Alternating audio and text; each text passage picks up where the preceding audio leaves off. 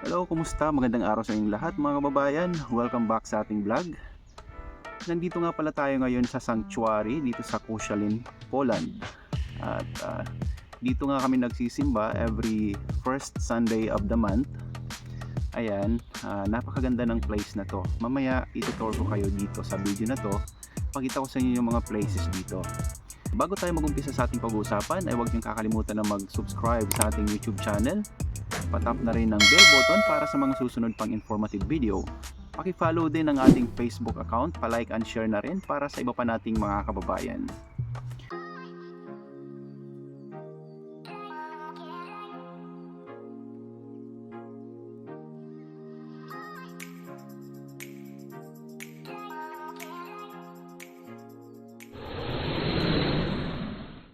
Pag-uusapan natin kung paano mapapabilis yung proseso sa pagkuha ng TRC dito sa Poland. Itong video na to ay ginawa ko para sa mga bago pa lang dito sa Poland at yung sa mga parating pa lang dito sa Poland para naman hindi masayang yung kanilang panahon at hindi rin sila magsayang ng pera, kasi kadalasan sa mga bago yun nga nagkakaroon ng mga unexpected na problema dito sa Poland. Napaka-importante na malaman nyo to dahil nga marami sa ating mga kababayan ang napapauwi dahil na naabutan ng expiration ang kanilang visa at hindi pa nakakapag-apply ng TRC, at yung iba naman nakapag-apply na ng TRC pero napatagal.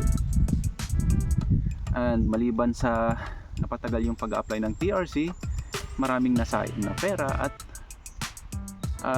napagod sa kakalipat ng iba't ibang klase ng trabaho. Okay, so ano nga ba yung mga dapat nating gawin? Una, dapat pagdating nyo pa lang dito sa Poland ay alam nyo na kung ano yung mga objectives nyo, alam nyo na kung ano yung mga priorities nyo. Alam nyo, isa sa mga pagkakamali na nagawa ko dito sa Poland, masyado akong nagmadali na kumita ng malaki. At doon ko napagtanto na mali pala yung naging priority ko. Kaya ang masasabi ko para sa mga bago at sa mga papunta pa lang at sa mga papunta pa lang dito sa Poland, na mas maganda kung unahin niyo muna yung pagkuha ng TRC. Huwag tayong magmadali na kumita kaagad ng malaki. Okay, so number 1, yun po, dapat alam niyo yung objective niyo dito sa Poland at saka yung priorities. Then pangalawa, dapat kilalanin niyo yung company or agency niyo. Paano nga bang ibig sabihin nun? Kikilalanin nyo yung agency nyo kung matino o hindi, at yung company nyo kung direct hire kayo, kasi maraming mga agency dito na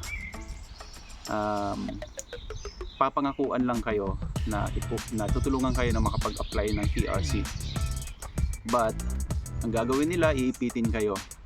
So i-hold nila yung application nyo for TRC kasi nga iniisip ng mga agency dito or ng mga company na kapag once nakapag-apply na kayo ng TRC, once nakakuha na kayo agad ng TRC, is aalis na kayo sa kanila. So yun yung isa sa mga rason kung bakit iniipit, kung bakit ginagawa nila yon sa mga tao. Hindi naman lahat, okay, pero karamihan ganun. Diskarte yun ng mga agency or company. And pangatlo, iwasan po natin yung magpalipat-lipat ng company. Kaya kailangan kilalanin nyo na agad sa umpisa pa lang yung agency nyo or company kung talagang may puprovide kayo, matutulungan kayo sa pagkuha ng TRC o hindi, para nang sa ganon sa umpisa pa lang ay makahanap na agad kayo ng matinong company or agency na maaaring makatulong sa inyo sa pagkuha ng TRC. Pangatlo, communication. Once nakahanap na kayo ng matinong agency or company at nakapag-start na kayo sa trabaho, ugaliin nyo na makipag-communicate sa inyong mga agency o sa mga coordinator o sa company about sa application nyo for TRC. At ang sistema dito sa Poland ay at least 2 months before ma-expired yung visa nyo ay dapat nakapag-submit na kayo ng application for TRC. Okay? So communication po ay kailangan natin yan. Bawal po yung mahiyain dito na mahihiya na tanungin yung mga coordinator. So hindi po uso yan dito. And then i-ready nyo na rin yung pambayad nyo for TRC, kasi yung ibang agency ay hindi po libre yung pagpo-process ng TRC kasi totoo naman dapat tayo ang nagpo-process niyan dito sa Poland. Tayo po yung responsable na gumawa niyan kasi para naman sa atin yan. Okay? Ganun po yung policy nila dito. Swerte nyo kapag may mga company or agency na libre lang yung processing ng TRC. 500 zloty para sa processing ng documents nyo, ibabayad nyo yan sa agency. At and around 450 zloty naman ang ibabayad nyo doon sa office mismo kung saan kayo mag-fingerprint during fingerprint schedule nyo. Then kapag nakapag-apply na kayo, hindi pa dyan natatapos. So tapos nyo mag-submit ng application kapag okay na, dapat i-follow up nyo po yun. Follow up nyo, check nyo, verify nyo doon sa ORSAD kung meron na nga talaga kayong application. Malalaman nyo yon kasi bibigyan kayo ng case number kapag na-register na yung application nyo doon sa ORSAD. Yung ORSAD po ay yung opisina dito sa Poland, government office para sa mga immigrant workers. Okay, so doon nyo po yun ipapollow up.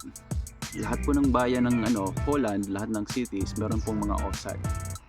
Kung tawagin natin is ORSAD. But pronunciation nila Ozon, parang ganun. Okay, and then nakapag-submit na kayo ng application, and then dumating yung time na may schedule na kayo ng fingerprint, may appointment na kayo. So make sure na naka-ready na yung pambayad nyo, naka-ready na yung ID photo, at ilang mga dokumento galing sa agency. So kailangan naka-ready na yon. At yun, nakapag-apply na kayo ng TRC at pag-fingerprint na kayo. Pero hindi pa nagtatapos doon. Sabihin natin after 1 month. Kasi minsan may mga kulang na documents na hinihingi yung ORSAD, mga supporting documents na kailangan yung i-provide. Kaya kailangan yung i-follow up doon sa opisina ng ORSAD kung meron pa bang mga dapat ayusin o mga kulang na documents. So kailangan yung i-provide agad-agad yun. And then kapag okay na, wala na kailangang ayusin na document, then waiting na lang kayo sa decision. After 1 month mula nung fingerprint kayo, mag-follow up kayo, at after 2 months, another 1 month ulit mula nung nag-follow up kayo kung meron pang mga kulang na mga documents. So follow up nyo naman yung decision. I-check nyo naman kung may decision na o wala pa hanggang sa makuha nyo yung TRC. Okay, so sana ay malinaw po sa inyo yung ating pinag-usapan. Ulitin ko, una, so pagdating nyo pa lang dito sa Poland, dapat alam nyo na yung objective nyo, kung ano yung mga priorities. Pangalawa, kilalanin nyo yung mga agency at company kung kaya ba kayong tulungan sa pag-provide ng TRC, na makapag-provide ng TRC. Pangatlo, pag nakapag-apply na kayo start na kayo ng application ng TRC, follow up nyo kung meron na kayong case number to make sure na talagang nakapag-start na kayo sa application nyo for TRC. Then gagawin nyo yon 2 months before ma-expire yung inyong visa. And then i-ready nyo na rin yung pambayad nyo for TRC. Kasama yung mga document na galing sa agency. Tapos yung maayos yung application nyo for TRC, kapag fingerprint na kayo, so kailangan nyo naman i-follow up kung may mga kulang pa na documents. Okay? Then pagka okay na, wala nang kulang na documents, waiting na lang kayo for decision. After another 1 month na naman, or after sabihin natin mga almost 1 month na naman, so follow up na naman kayo para sa decision hanggang sa makuha nyo yung TRC. Okay, so yun lamang po, at iwanan ako ng mga kasama ko. Hanggang dito na lang muna tayo, no? Kita-kita na lang ulit tayo sa susunod na video. God bless po sa ating lahat, at sana ay makarating din kayo sa Poland soon. Bye bye.